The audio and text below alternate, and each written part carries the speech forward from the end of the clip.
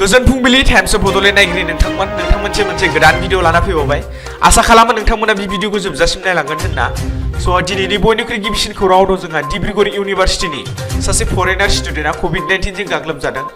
डिब्रुगड़ इउनिभारसिटिनि सासे फरेनार स्टुडेन्टआ कभिड-19 जों गाग्लोबजादों होनना मोनथिनो मोनदों बे कभिड-19 जों गाग्लोबजानाय स्टुडेन्टखौ साउदी आरबियानि होनना मोनथिनो मोननाय बायदिब्ला बे इउनिभारसिटिनि साथाम कभिड-19 जों गाग्लोबजानाय स्टुडेन्टखौ जखाय कभिड हस्पिटालाव लांनाय जायो आसामाव कभिडनि बांनायखौ सानफा एफा नुनो मोनबोगासिनो दङ मैया आसामाव 115 गोदान केसखौ मोननाय जादों आरो सानैनि जिउ खहा जादों नैथि खौराङाव दं जोंहा आसाम पुलिसनि जानो गोनां एबि एबा इउबिनि आनजादा फेब्रुवारि दानाव जागोन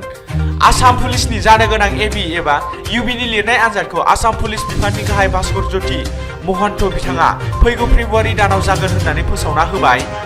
थामथि खौराङाव दं जोंहा आसामनि काछाराव सासे नंखाय पुलिस अफिसारखौ हमनो हादों आसामनि काछाराव सासे नंखाय पुलिस अफिसारखौ मैया हमनो हानाय जादों काचिगड़ा आरो बदरपुरनि सासे नंखाय पुलिस अफिसारा धमकी होनानै गोबां सुबुंफोरनिफ्राय रां बुख्रुना जादोंमोन होनना मोनथिनो मोनदों बेखौ आसामनि काछाराव हमनो हानाय जाबाय बे नंखाय पुलिस अफिसारनि मुंखौ समित हुसेन होननानै मोनथिनो मोननाय जादों नंखाय पुलिस आरो सुबुंफोरनिफ्राय धमकी होनानै रां बुख्रुनायनि दायाव बेखौ हमनाय जाबाय ब्रैथि खौराङाव दं जोंहा टेंगल कछारी अट'नमास काउन्सिल इलेक्शना फैगौ 2022 मायथाइनि जानुवारि दानाव खुंजासिगोन भारतीय जनता पार्टी थामहिनबा बिजेपि पार्टीया फैगौ 2022 मायथाइनि जानुवारि दानाव टेंगल कछारी अट'नमास काउन्सिलनि इलेक्शना जासिगोन होनना फोसावना होबाय मोनथिनो मोननाय बायदिब्ला टेंगल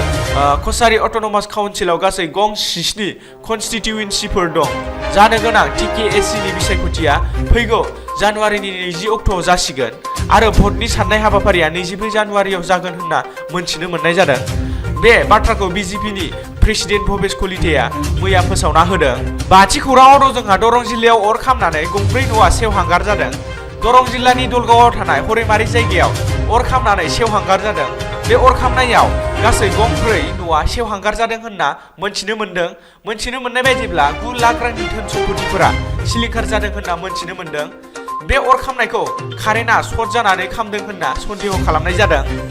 दिनैनि जोबथा खौराङाव दं जोंहा उदालगुरि जिल्लानि सिङाव थानाय गबसासुबा बिसिडिसिनि मासिगिरि अनजु बर'नि मोनसे भिडिअ भाइराल जानायखौ सोंखारिदों